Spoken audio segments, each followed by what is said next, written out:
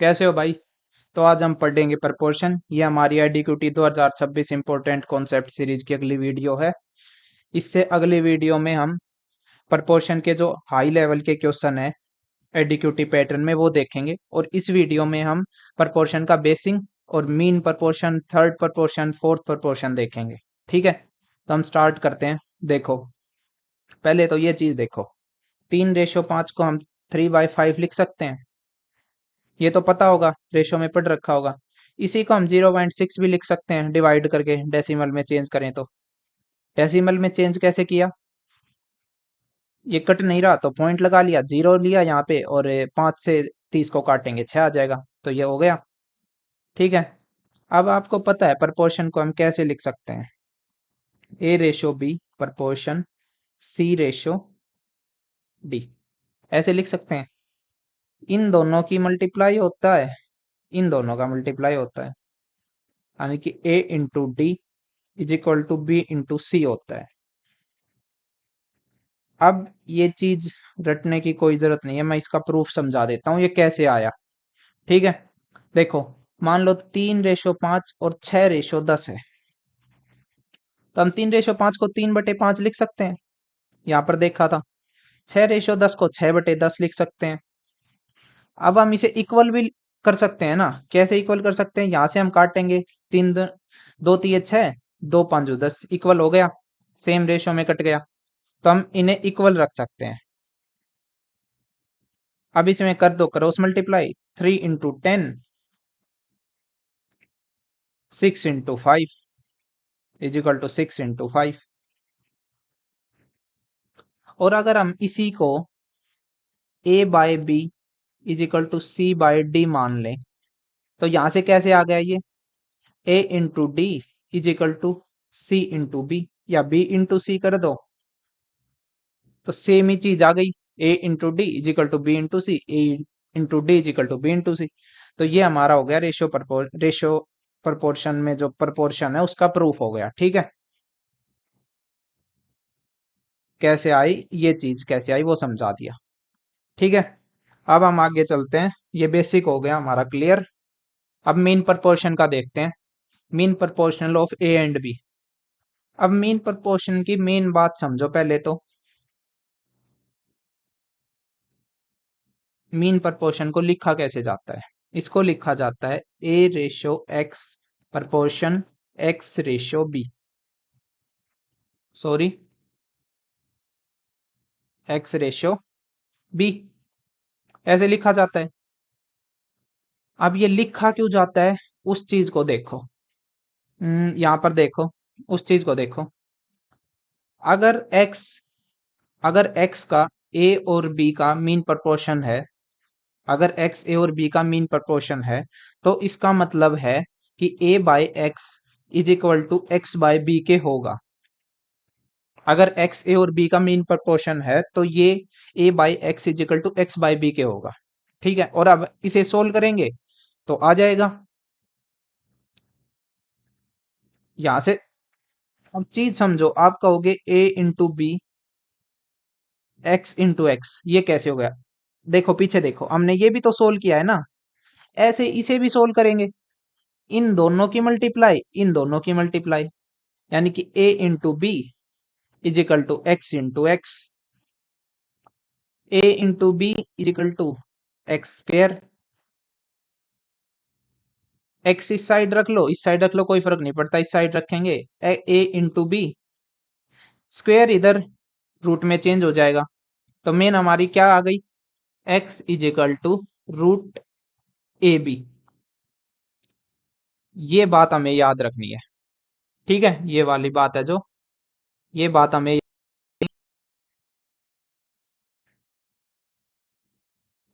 अब इस पे एक क्वेश्चन देख लेते हैं, एग्जांपल ले लेते हैं एक, जिससे आपको ज्यादा अच्छे समझ में आएगा। ये मान लो पूछे 4 और 16 का मीन प्रपोर्शन क्या होगा। तो कैसे करना है? देखो मैं एक बार रख के बता देता हूँ। ए क्या था? 4 रेशो x प्रपोर्शन बी क्या? x, बी क्या था? 16, तो रेशो 16। यहाँ से इन दोनों की मल्टीप्लाई और यहाँ से इन दोनों की मल्टीप्लाई, यानी कि X² is equal to 4 × 16। X is equal to 16 चौक 16 गुना 4 64। ये आ गया हमारा 8। 64 का रूट क्या होता है? 8 ही तो होता है, 8 8 64। तो ये आ गया हमारा एक्स की वैल्यू आ गई। Mean proportion of A B निकल गया 8। ठीक है। अब इस पे क्वेश्चन देख लेते हैं। ठीक ठाक क्वेश्चन है ये देख लो। अब हमें इतना बड़ा करने की कोई जरूरत नहीं है पेपर में। हम कैसे करेंगे पेपर में वो देखो। पेपर में हम सीधा देखेंगे। हमें क्या पता था? x is equal to A root A B.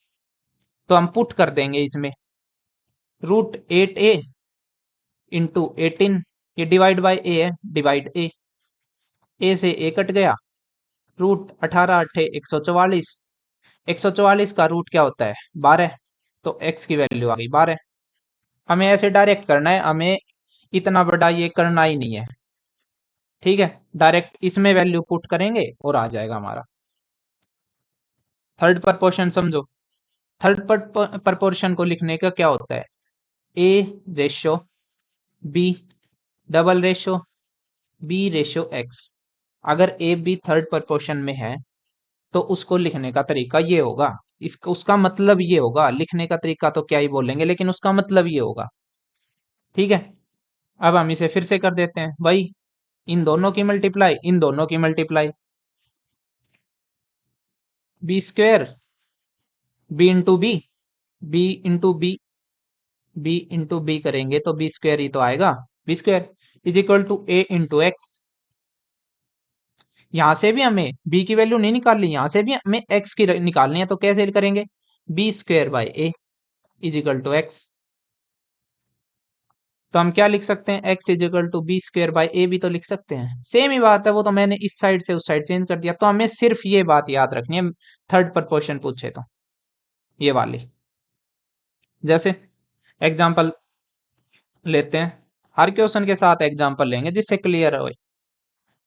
ये कहे कि 4 और 16 का थर्ड प्रपोर्शन क्या होगा? तो क्या होगा? ए की जगह ए पुट कर देंगे, बी की जगह 16, फिर बी 16 रेशो एक्स। यही तो होगा, इन दोनों की मल्टीप्लाई। किन दोनों की? 4 और एक्स की मल्टीप्लाई, 4 गुना एक्स और 16 और 16 की मल्टीप्लाई। ये मैं आपको समझाने के लिए बता रहा हूँ, वरना हम 4 और 16 को डायरेक्ट यहाँ बी और ए में पुट करके भी निकाल सकते हैं। ये मैं आपको समझाने के लिए बता रहा हूँ। एक्स इज इक्वल टू 16 गुना 16 अपॉन 4। 4 चौक 16, 16 गुना 4 64। तो 4 और 16 का थर्ड प्रपोर्शन 64 आएगा। आ गया समझ? इस पे अब एक क्वेश्चन देख लेते हैं, एक दो क्वेश्चन देख लेते हैं इस पे, जिससे और ज्यादा क्लियर हो जाए। ये क्या पूछ रहा है? थर्ड प्रपोर्शनल ऑफ 25 और 35। हमने फॉर्मूला याद किया था ना थर्ड प्रपोर्शन का, X is equal to B square by A. Direct put करेंगे, हमें उतना करना ही नहीं है। बी क्या है? 35, जो बाद वाली वैल्यू है वो बी है। 35 गुना 35। ए क्या है? 25 डिवाइड बाई 25। अब इसे मल्टीप्लाई करने मत बैठ जाना, काट लो इसे पहले। 5 7 35, 5 5 25। यहाँ 5 7 35, सातों सातों 49। ये आ गया हमारा थर्ड प्रपोर्शन। एक क्वेश्चन और देख लो थर्ड प्रपोर्शन का। ये मैंने लिखा नहीं, मैं लिख देता हूं एक बार। थर्ड प्रपोर्शन टू किस किस का हो पूछ रखा है? √5 3 एक्स की पावर 15 एंड, और साथ में किसका पूछ रखा है? 12 एक्स की पावर 7 वाई की पावर 16 और बाहर 36 पावर में। इसका पूछ रखा है थर्ड प्रपोर्शन। अब आप इसे देखकर बहुत ज्यादा डर मत जाना, घबराना मत, बहुत आसान है ये। पहले इसका एक बार फॉर्मूला समझ लो कि इस पावर को सोल्व करने का क्या फॉर्मूला है। देखो, अगर रूट में एक्स पी है और यहाँ मान लो एम कुछ रूट में दे रखा है, तो इसे हम कैसे लिख सकते हैं? एक्स की power P multiply A by M. Root को हम पावर में ले जा सकते हैं ना, रेसिप्रोकल करके। तो इसे ये बन जाएगा हमारा एक्स की power P by M. P by M कैसे बना? यहाँ पी बार मल्टीप्लाई हो गया, P into one P, P by M. दूसरा, मान लो डबल दे रखे हैं कि यहाँ एम है, यहाँ एन है, ये रूट में है, और यहाँ एक्स की पावर ए है, और यहाँ बाहर भी कुछ पावर है बी। ठीक है, तो हम इसे कैसे कर सकते हैं? इसे करेंगे, एक्स जो ये पावर है ये मल्टीप्लाई हो जाएंगी ऊपर ए बी, वो बाहर जाएंगी दोनों, तो वो डिवाइड में आ जाएंगी एम बाई एन। ये एक्स की पावर में है ये चीज। ठीक है, ये ऐसे से सिंप्लीफिकेशन होगी इसकी। यहाँ पर हम देख लेते हैं अब इस क्वेश्चन को, पहले सिंप्लीफाई करेंगे, पहले वाले को सिंप्लीफाई करेंगे। पहले वाला देखो ये रहा, ये वाला एक्स की पावर 15 है, एक्स की पावर 15 लिखी। अब ये दो रूट में है ना, ये बाहर जाके मल्टी डिवाइड में चले जाएंगे, तो 3 गुना 5 हो जाएंगे, मल्टीप्लाई जा करके बाहर, ये यहां से रूट हटेगा, पावर में जाएंगे और डिवाइड में चले जाएंगे, जैसे इसमें गया है, इसमें भी सेम ही बात है, बस लिखने का तरीका थोड़ा अलग है। अब इसको सोल्व करेंगे तो 5 × 3 = 15, 3 से, तो ये आ गया हमारा एक्स, 5 × 3 = 15, 15 15 कट गया, एक्स आ गया। दूसरे वाले को सोल्व कर लेते हैं। दूसरे वाले को कैसे सोल्व करेंगे? एक्स की पावर 7, वाई की पावर 16, रूट, ये जो रूट में 12 है ना, ये बाहर चला जाएगा और डिवाइड में, तो 12 × 3 = 36। अब इसको ये मत लिख देना कि इन दोनों को ऐड करके और मल्टीप्लाई, नहीं नहीं, दोनों अलग है, तो वेरिएबल अलग है ना, तो अलग अलग मल्टीप्लाई होगा। एक्स की 7 की 3 से होगी, 7 × 3 = 21 हो जाएगा, वाई की 16 × 3 = 48 हो जाएगा। हो गया। अब वही कर देंगे जो हमें फॉर्मूला पता ही है, X is equal to B square by A. B हमारा ये है, तो इसका स्क्वायर करेंगे, तो देखो 21y 48, मल्टीप्लाई, स्क्वायर का मतलब यही होता है ना, मल्टीप्लाई कर देंगे 2 बार, 21y की पावर 48, नीचे आ जाएगा x, है ना, तो यहां से ऐड हो जाएंगे x और x के, बेस सेम है, मल्टीप्लाई में है, तो पावर ऐड हो जाती है ना, जैसे देखो ये है, x है, बेस सेम है, पावर और मल्टीप्लाई में है, तो पावर ऐड हो जाएगी, तो x की क्या आ जाएगी, 21 दूनी 42, 21 और 21 42 हो जाएगा, और यहाँ y की क्या आ जाएगी, 48 और 48 96, और डिवाइड बाई x है। अब ये y से नहीं कटेगा, x की एक पावर कट जाएगी नीचे वाले x से, तो यह आ जाएगा x की पावर 41 और y की पावर 96। ये आ गया हमारा आंसर। ठीक है, ये क्वेश्चन थोड़ा हार्ड पड़ रहा है, इसे 1 2 बार देखोगे समझ में आ जाएगा, ये चीज समझ लेना अच्छे से।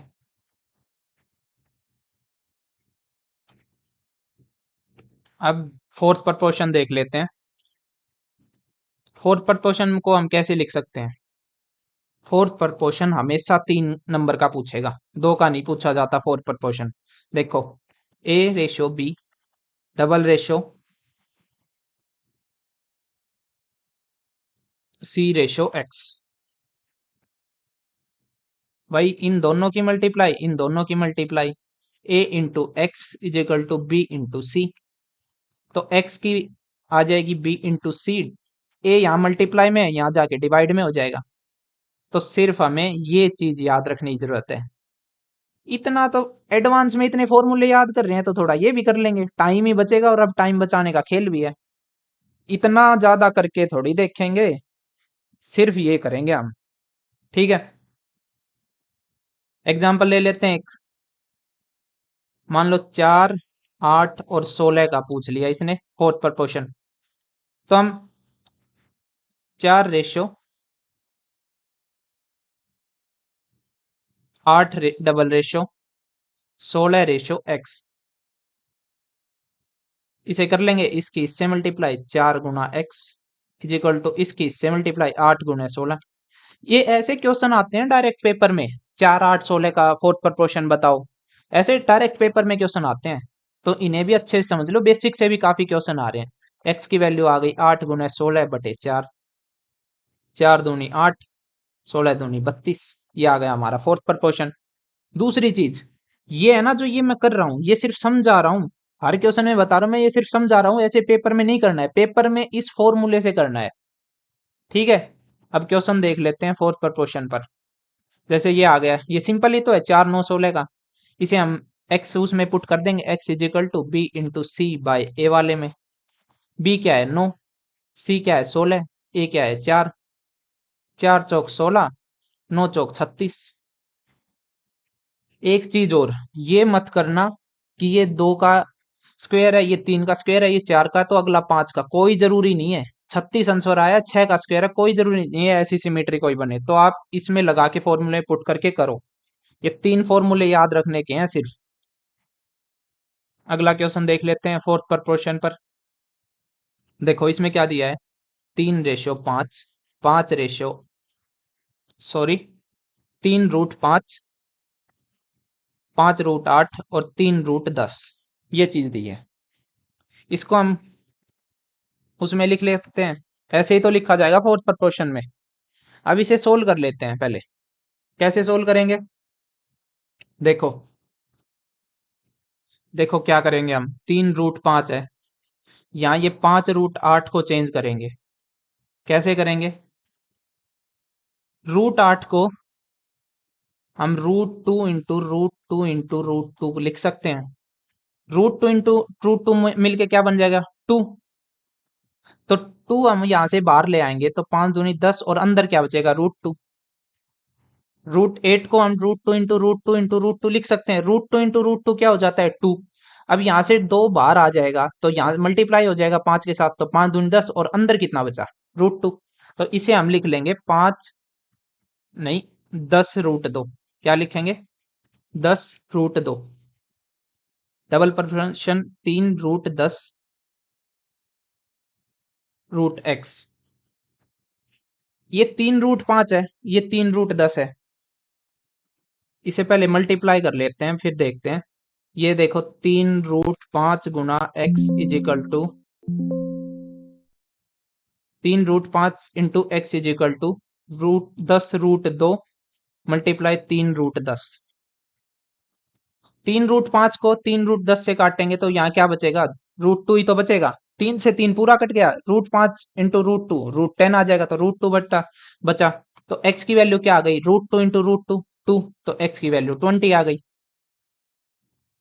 कैसे, ये चीज अच्छे से समझो, 10√2 इंटू √2 इंटू √2 2, तो 10 20 आ गया हमारा आंसर। ठीक है, तो ये हमारा खत्म होता है। थैंक यू भाई। और बाकी वीडियो नहीं देखे हैं तो जाके देखो इस सीरीज की, ये काफी हेल्पफुल रहने वाली है 2026 के लिए भी, सीजीएल के लिए भी, सीएचएसएल के लिए भी, हर एग्जाम के लिए, क्योंकि मैं इसमें बेसिक से लेके चल रहा हूँ हर एक क्वेश्चन। कोई ऊपर ऊपर की हवाबाजी नहीं मार रहा, सारी बेसिक से लेके चल रहा हूँ। ठीक है, थैंक यू भाई।